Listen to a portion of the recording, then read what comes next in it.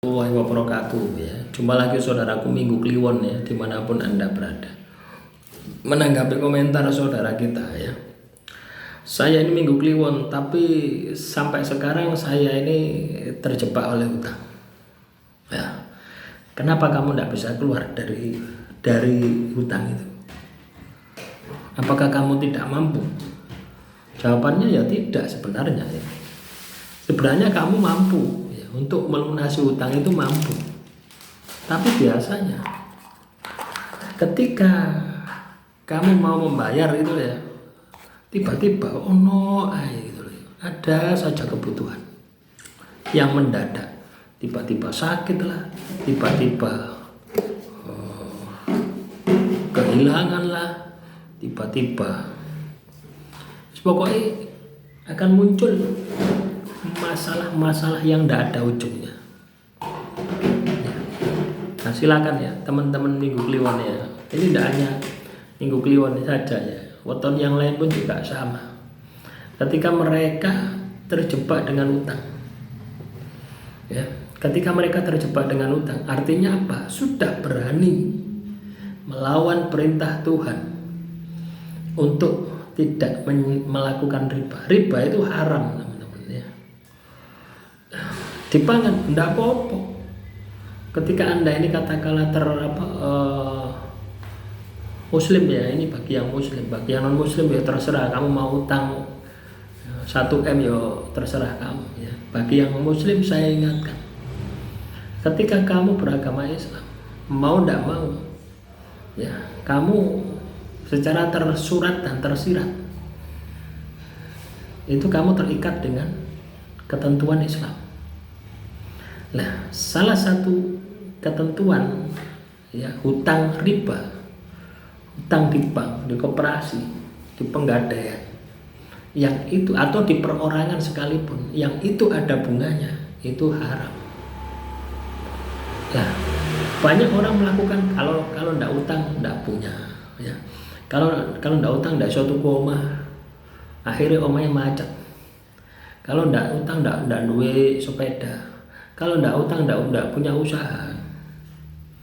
Sesuatu yang dibangun atas dasar ya, melanggar perintah Tuhan ya, itu ujung-ujungnya adalah kehancuran ya.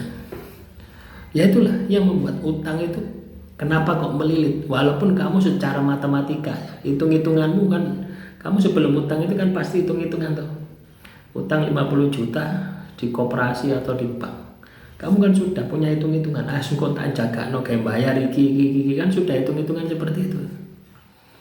Tapi kenapa kok pada waktu perjalanannya itu melebihi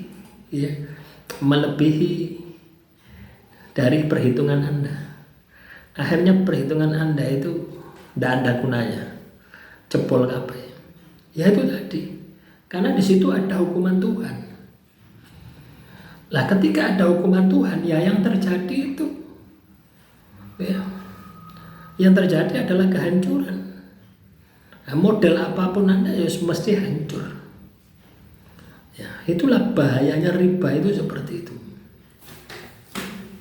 Ya. Kenapa Tuhan melarang riba ya? Kalau menurut saya itu gini ya teman-teman ya.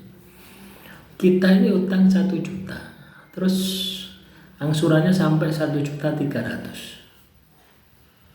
Ya toh, kadang dipotong 10%, terimanya 900. Itu kan sudah gelo gitu ya.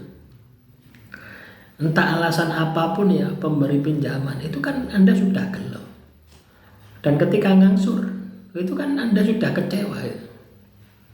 Madurek utang 1 juta balik 1.300.000. Ada yang lebih ekstrim lagi, sampai utang 1 juta sampai jadi 100 juta. Rentenir kan seperti itu. Ya, makanya utang itu riba, utang itu diharamkan ya. Yang ada bunganya. Kalau tidak ada bunganya ya tidak apa-apa. Anda utang 1 juta balik 1 juta ya tidak apa-apa. Tapi kan jarang ada. Yo ada ya, tapi yo jarang gitu ya. Kecuali kamu punya saudara, biasanya saudara ya. Ya kalau orang lain itu jarang. Ya, utang 1 juta yang bayar 1 juta, kadang bayarnya sampai setahun kan bayar. Nah, itu adalah sesuatu yang tidak masalah gitu loh ya. Ibaratnya tidak ada hukum ribanya gitu loh ya. Karena apa? Ya 1 juta balik 1 juta. Ya, tapi kalau ada bunganya, walaupun ya kan ada orang itu pembenaran menurut pikirannya sendiri. Ya, kan sudah ada akad kreditnya di awal, kan ada perjanjian. Loh ini hukum Tuhan ya, jangan samakan dengan hukum manusia. Hukum manusia itu ya so dipelintir-montir ndak karu-karuan. Ya. Samanya dengan bank syariah, koperasi syariah itu kan wujud dari pelintiran-pelintiran ya. Ya, diembel-embeli syariah untuk mengkaburkan haramnya riba. Lah itulah yang membuat teman-teman itu tidak bisa keluar ya, terjebak dengan hutang itu ya itu. Nah terus solusinya bagaimana? Ketika Anda ini katakanlah terjebak dengan hutang tadi, kalau Anda punya aset jual, ditutup. Satu itu.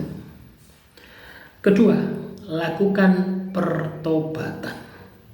Berjanji tidak akan hutang lagi. Kalau Anda tidak punya aset, ya dicicil sampai lunas.